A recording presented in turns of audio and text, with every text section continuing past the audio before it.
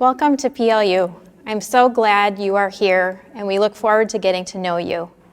You are starting college during a very important time, and we hope that your college experience equips you to be leaders in a world with a lot of challenges and in need of good minds and hearts like yours. I'm Serja Hay. I'm a professor in the philosophy department and the director of the Wild Hope Center for Vocation. I'm here to introduce a word that you will hear a lot during your time at PLU, vocation. In this short presentation, I'll talk about 3 questions. What does vocation mean? Why does it matter at PLU? And what could vocation mean for you? Let's start with the meaning. This is not an everyday word, is it?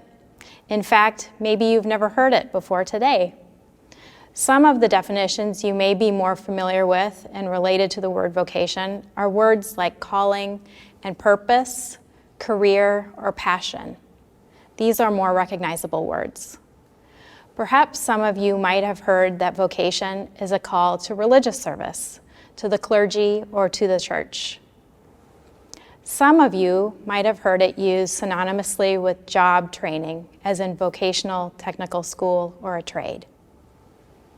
And while these words are all related to vocation and help us understand what we mean by it, they tend to reduce or diminish the meaning to mean only job training or only the thing that makes you happy. It is, in fact, difficult to define vocation using only one word. The most literal definition is calling, and we can understand calling in various ways. What's important for you to recognize is that PLU's definition of vocation offers something different than these one-word definitions might offer you. First, it's bigger and broader. It's not just one of these things, it can be many of these things. And these things can change. What you were really excited about as a child often differs from what you were really excited about in high school, and may differ again from what you might be excited about by the time you graduate from PLU. Second, all of these words seem to focus on you, the individual. And certainly vocation is about you, but again, in part, it is also about the needs of others. PLU works with a definition of vocation, one that is closely tied to our university mission and includes how your purpose contributes to a bigger picture and a greater good. A definition that compels us to live with intention and thoughtfulness. The Wild Hope Center uses the definition of being called into relationship with others to promote human and ecological flourishing. Our understanding of vocation must include both of these things, our purpose and the needs of others. In turn, it's the role of the community, PLU's faculty, staff, and other students, to provide both challenge and support, opportunities and affirmation. It might help to think of PLU as a learning laboratory, a place for you to discover who you are and what you care about, a place to train your mind and to have experiences that will help you address these cares. Questions about vocation will come up at different times during your experience here. Maybe most strongly as you approach graduation and begin to think about what you will choose to do. But it is relevant to now, even before you start to explore and select a major or seriously consider and prepare for your career path. You can begin by thinking about the vocation of a college student. Who do you want to be as a LUT? How do you want to spend your time here? We are committed to academic excellence and educating students so that you can achieve professional goals after your time here. And we want to do more for you than that. This school developed out of an educational tradition that understands education to be about the development of complete persons with distinct and multiple identities and who develop and hold important values. Because of our university's history and identity, we are not embarrassed to enter into these kinds of personal conversations about values and living with purpose and meaning. But instead, we embrace these opportunities because we know this reflection is necessary for a well-lived and fully conscious life. Now we know what vocation is at PLU and how it's connected to our university's history and identity, but what might vocation mean for you? I can think of many things, but I will start with the word engagement. Put more simply, vocation is another opportunity for you to engage deeply and meaningfully with your PLU education. In addition to PLU offering a deep and broad meaning of vocation, a PLU education offers you opportunities to explore, discover, and discern your vocation. Some of what you may discover on this journey may surprise you. You may encounter things you didn't anticipate. You may be thinking, I already know what I want to major in, or what career I am aiming for. But remember, vocation is more than that. Certainly, it is about your major and potential careers, but also what kind of life you want to create and what kind of priorities inform that life.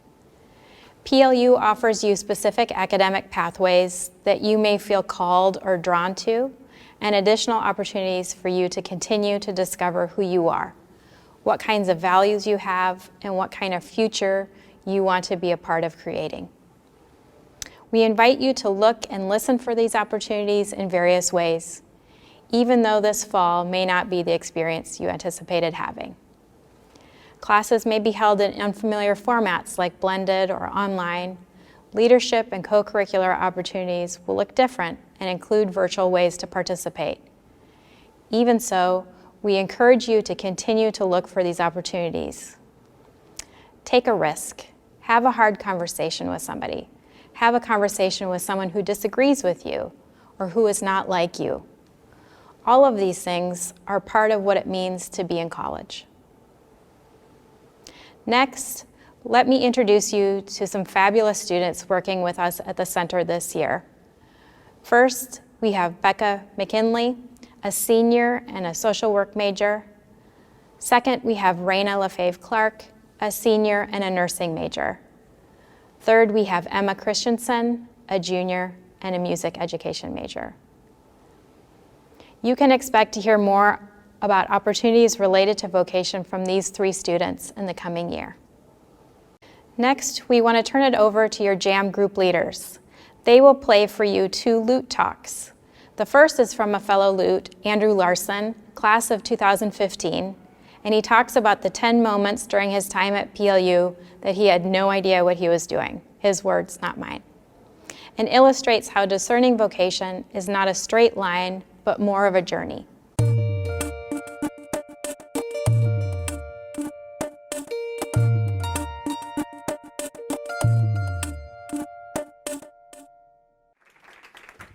Awesome. Thank you, Mercy. So I want to take you through 10 moments in the past 4-ish years where I had no idea what I was doing. But from these moments, I came to reflect and to see how my passions have developed and changed, and how they've also become deepened and become more nuanced. Now, these stories range across different countries, extremely different circumstances, and usually with a confused look on my face. But they do demonstrate that vocation is an evolving process, and that one can find comfort and even excitement in the unknown. Hopefully by hearing some of my stories, you'll be able to reflect on your own passions and how you can deepen and become more nuanced, even if you also, like me, have no idea what you're doing. So I take you to my first day of PLU,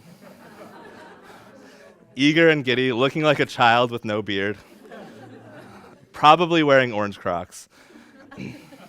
As any new first year, I was full of ideas that my high school self had generated. As a high schooler, I was often overwhelmed with thinking about all the atrocities and injustices in the world and feeling like I couldn't really, do anything to change them. My mother, a compassionate and caring person and also a first grade teacher, of course had a story to alleviate some of my fears and anxieties.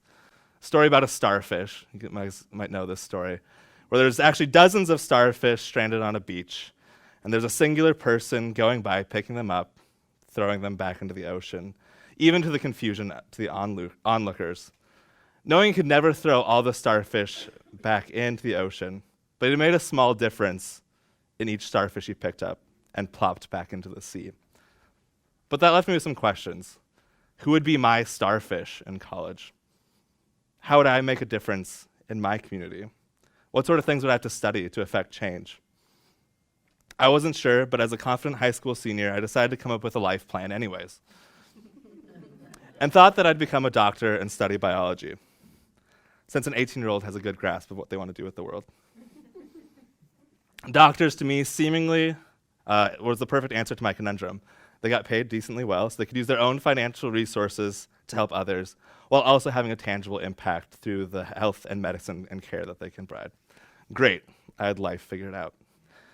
But as the semester kept going, I was beginning to wonder if I was really doing this college thing right. Why am I in college? What am I doing here? It was always the notion that college would be the next step. It wasn't, are you going to college? The question is, which college are you going to? In addition to these questions, I was beginning to wonder if I really wanted to be a doctor. Did I really want to keep studying biology? I wasn't really sure about the whole thing, and these questions stuck through me through Christmas break and into January. January, I decided to take a break from tests and some biological systems and chemistry and all of that. I took an anthropology course about cultural responses to disaster. Throughout J-term, I continued to grapple with the questions of what I wanted to study. How did I want to make a meaningful impact in the world? Well, I came up with an answer. The night before spring semester, I completely dropped all of my biology and chem classes and did a complete 180. But with this answer came a new question and a sense of panic. What the hell am I doing? You can notice the snowpocalypse from my first year here, if you guys remember that. I thought I had no direction in what I wanted to study, but in reality, I had assessed what was important to me and what I valued. I wanted to learn more about the relationships and how dialogue happens in communities. I was interested in people themselves. What lenses did they view the world? What was at stake for them? This was shaped by my anthropology course and other classes such as my IHON class with Dr. Torvand. The year concluded, I survived my first year. It was good. After the conclusion of my first year, I went to Flathead Lutheran Bible Camp as a camp counselor. Once again, I was thrown into a situation where I had no idea what I was doing, out of my comfort zone, didn't know what was going on. I was first greeted driving down the camp road in a hot dog costume man playing a bongo. While this picture isn't a person in a hot dog costume, it does demonstrate the new challenges and often willingness to just go for it that camp entails. I only knew one other person going into camp. I hadn't been a counselor before. Am I really going to put face paint on and some fairy wings and go hide out in the woods for kids to come and find me? Yes. Am I really going to try to facilitate conversations with middle schoolers about evil, hell, and is God really good? Yes. While camp is full of crazy, weird, and exciting moments, it has once again shown me what I was passionate about. I realized I loved working with kids in ministry and education, meeting them where they're at, understanding the lenses that they viewed their world. Camp compelled me enough to go back a second year, and I'm even going back again this summer as an on-site director. But camp did more than just give meaning to my work with children and youth. It shaped my friend group. I surrounded myself with people who are also committed to making a meaningful difference in the world. We asked the same questions, or challenged by similar issues. Now, a camp activity you may be familiar with is the idea of the practice of affirmations. Campers' affirmations may be more like, you play basketball well, or I like your hair. Or one that I got is, you don't smell bad, which was a pretty winning affirmation for the summer. But there is amazing support from your peers, the pastors, the youth directors that bring their church groups, and even the parents. But affirmations, you learn to kind of love and hate them. While at camp, I reflected on these affirmations and what I was to do with them. In a certain regard, I think all of us kind of just want somebody to tell us exactly what we're going to do, to give us the answer, to bring back that sense of security. And an affirmation can do that. But I didn't want to be trapped. What if I don't want to work in outdoor ministry? Maybe I really don't want to hear that you think I would make a good pastor. But maybe I do. I think affirmations are a challenge for many of us, not knowing how to incorporate them and respond to them in our vocational journeys. But camp isn't about staying there forever. We're actually called out to be sent out into community. And I knew I wanted to study away, and PLU offers amazing study away opportunities with around half of our students studying away within their 4 years. I wanted to study away in Ghana, Africa. I filled out the whole application. I was ready to go. But the more I thought about it, I developed all these preconceived notions of what it would be like, hitting all these numerous expectations. So I scrapped the whole process, started over, decided I wasn't going to Ghana. And my next step to figure out where I wanted to study away is I got out a globe, and I spun a globe. I actually spun a globe. I had no idea which country I would land on, but my finger landed in Eastern Europe, and I found a peace and conflict studies program in the former Yugoslavia. So on a plane, I went to Serbia, Bosnia, and Kosovo. This is Sarajevo in Bosnia-Herzegovina. But I soon discovered that I was deeply passionate about peace and conflict studies as a discipline. It helped to answer some of my challenging questions. It incorporated different lenses through its interdisciplinary ways. And it placed what was at stake for different communities, asked why it motivated them. While on my study away, I stayed in a Serb Orthodox monastery in western Kosovo for a week. First, I literally had no idea where I was going while I was trying to hike through these woods, finding this monastery where everybody spoke Albanian. But also when I was with the monks, which only 2 spoke English, I was able to reflect on where I had been and where I wanted to go. I realized that I was interested in community responses to political violence and how ethnic religious conflicts can be understood, along with the history, cultural values, and creation of ethnicity and how that incorporates into peace and conflict. I became passionate about peace and conflict studies, resulting in 2 capstone projects related to ethno-religious conflict, and even a summer in Norway dedicated to peace studies. This is a lake near our dorms in Oslo that Amy and I, as peace scholars, along with the other peace scholars, would often go and walk around. One night around Songsvan, we asked each other the hard questions, or if to put PLU language, the big enough questions. What is exactly peace? How do I affect peace in my community and throughout the world? Can peace even be accomplished? How does my sense of vocation fit into this vague concept of peace building? We definitely didn't have the answers, but we still wanted to work towards peace and learn more. This is also probably the most normal face of all the photos of me, so how does all this fit in? Where does my academic work and co-curriculars mesh with my passions for working with kids, different communities, and working towards peace? As I said, my passions have manifested themselves in my capstone projects and other coursework. But co-curriculars, I'm not really sure. I'm not sure how planning Lollapalooza and Spring Formal fits into vocation, or giving tours to prospective students. But it is important to hash out differences between what are passions, maybe some hobbies, interests, and some things that are just there for us to make us happy. I don't think vocation fits neatly into a box. So as I stated earlier, I want to take you through 4+ years of my vocational journey. So the ever-present question comes up when on the phone with your grandma. What are you going to do after college? I'm sure all the seniors in the room love that question. Well, it's pretty self-explanatory how this deals with vocation. And for my answer is, I'm not sure. But I am comfortable sitting in the unknown, and as I stated at the beginning, maybe you can learn to sit more in the unknown as well. And the questions, they don't go away. I'm currently struggling with everybody's fan favorite, Frederick Buechner. Everybody loves his quote about vocation, where our deep gladness should meet a deep hunger. But if I'm to take this deep gladness aspect seriously, should the question not be, which community do you want to serve after college? Instead of, what do you want to do after college? The forces live in tension. And I'm not sure how to balance that, but I'm sure I'll continue to have questions and moments where I have no idea what I'm doing. Thank you.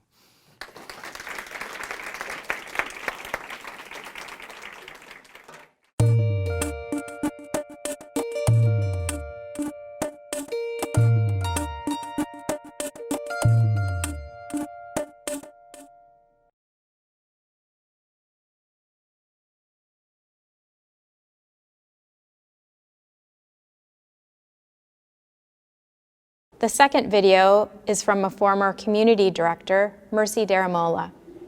Mercy discusses the importance of story.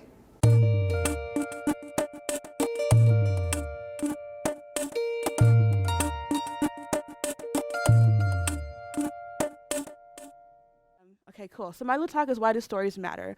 So To understand why Loot Talks, why stories matter, you need to learn a little bit more about me, Mercy Daramola, and need to go a little bit back in history to know Mercy the little girl. Mercy the little girl was an avid reader. I loved reading. I read every and anything in sight. I was public enemy #1 of librarians because I would come in and take all the books and create my own little library and never quite share them back with the library. But I was loved by teachers and best friends with authors because those were stories that I could find myself a part of. I would read every and anything and get a hand in and hand on. And because I had older sisters, I read things I probably shouldn't read at 10 years old. But I loved reading. I loved stories. So stories and the worlds that authors created became my home for a lot of my development as a child growing up. And understanding why I love stories, you need to learn a little bit more about me as well, is because I'm Nigerian American. And growing up in Los Angeles in Southern California, being a part of a community that was predominantly African American, but being a child of first generation Nigerian parents, I wasn't always quite in a community where I felt I fit. So at home, I was either not quite Nigerian enough because I didn't quite know the language, I didn't quite know the customs, but then out in the world outside of my home, I wasn't quite American enough. I'd had too little of knowledge of popular culture or just knowing what America meant because I have the framework of being a kind of in between those worlds. So for me, I found my home in stories, in authors, in the worlds that were created by anyone who can access them by reading and understanding them. And so my love for stories has grown with me. Fast forward a few years later, I'm not old, but I'm older, to my role today. I, as an RD here at PLU, I have had the honor of being able to hear so many stories over my past 3 years of PLU. I've heard stories of the breadth and depth of the human emotion, from pain, from grief, from loss, to triumph, to challenge, to overcoming. Amazing stories I've had a chance to sit with people and hear and see them grow. But these aren't my stories to tell. So as I walk across campus, I know the student, they had this experience. I know this person, they had this experience that I was able to be a part of. But I can't share that story in the way I can share the story of authors. So what do? And that's where the love and the passion for Loot Talks came up.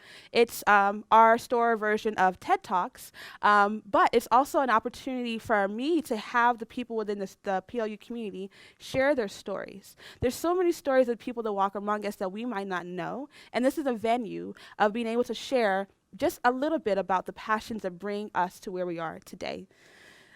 Fast forwarding, or kind of going into a time warp about Mercy from the child I was as a reader to where I am now, I realized as part of my storytelling love that you reach a saturation point. There's a point where you can no longer just be an observer of stories. You have to then begin to tell your own. You need to know your own. And recently this quote came across my world, and it rocked my world. It's by Audre Lorde, and it says, "Tell them about how you're never really a whole person if you remain silent, because there's always that one little piece inside of you that wants to be spoken out. And if you keep ignoring it, it gets madder and madder and hotter, and if you don't speak it out one day, it'll just up and punch you in the mouth from the inside." So this quote resonated with me because it's very visual. Like, I just imagine a fist in my mouth, kind of horror movie story. Like, it's like, what's going on here? But it's actually true. For a long time, I felt scared to share my story because what if a person didn't understand it? What if they didn't hold the weight of my story? So I felt scared to share what it means to be me, to share my passion, to share my interests. And those of you who know me know that I'm very vibrant, but I'm also very reserved, right? So there's a part of me that I don't like showing because I wasn't sure, is my story valuable enough and will it be held with enough weight with the person I'm sharing it with or the community I'm sharing it with? But this quote has helped me realize something that's true in my life. At a point, it doesn't matter if you can't hold my story, because I need to tell it in order to be able to live. I fully believe that if you don't tell your story, if you don't tell who you are, you will die. Not literally, hopefully, but within you. Every time someone has the opportunity to tell something about you that's not true, every time you suffocate a part of you by not expressing it, there's a part of you that dies a little bit inside. And so, bringing it back to Loot Talks, this is an opportunity for the PLU community to hear these stories of the people within us every day that we pass by that we might not know who they are. And so as you go throughout this morning's block and hopefully other Loot Talks, because there's 2 more sessions, I hope that you also do what I did. Sit and be an observer. Sit and listen and soak in these stories, but don't stop there. let this quote really resonate with you and let your story come out. So listen to the stories, but also think about what is your own story? What is it about you or about where you are, who you are, how you show up, and where you're going that this community needs to know? Today, there will be a workshop in the very last session where it will be a storytelling workshop, because that's part of my passion about Loot Talks. It's not just hearing the stories, but you need to leave with the ability to know and own and share your own story. And sharing your story doesn't mean that you need to go on in the front of the pulpit on Sunday, kick your pastor to the side and say, I have a story to tell. Nope, that might not work. Right, Dennis? That might not work. You probably shouldn't go to the grocery store and stand on the cash machine and say, hey, everyone, this is my story. That also might not work. But you need to find for you what are the everyday moments, what are the everyday opportunities for you to share what it is that you're passionate about and who you are. So I hope that you today listen to the stories, but also start thinking about what is your own Loot Talk, what is your passion, and find your story and share it because it matters. Thank you.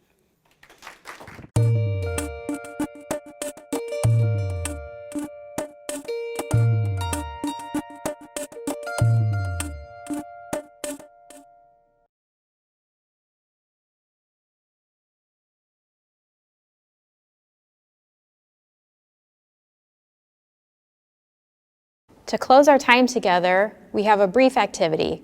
We'd like you to spend a few minutes thinking about and writing in response to 2 questions. We would ask you to write the answers and send them in an email to wildhope@plu.edu. Everyone who sends an email will receive something from the center in return. Are you ready? Here's the first question. Think about your passions, interests, and the needs you see in the community and/or world. Where do these intersect? Okay, here's the second question. How can the community at PLU help you live your story? How do you hope your engagement with the PLU community will help you co-create your story? The Wild Hope Center for Vocation is located in the Nesvig Center next to Anderson University Center. We are practicing social distancing and taking extra care with our health during COVID, so we encourage you to reach us online. First, we invite you to go to our website. If you'd like to talk about your ideas about vocation or ask questions and get more resources for thinking about all of this, go ahead and make an appointment with us through the Center for Student Success. I will respond to you, or my colleague and friend, Laree Weiner, will respond to you. You can also find us on Instagram. Again, welcome to PLU, happy orientation, and go Loots!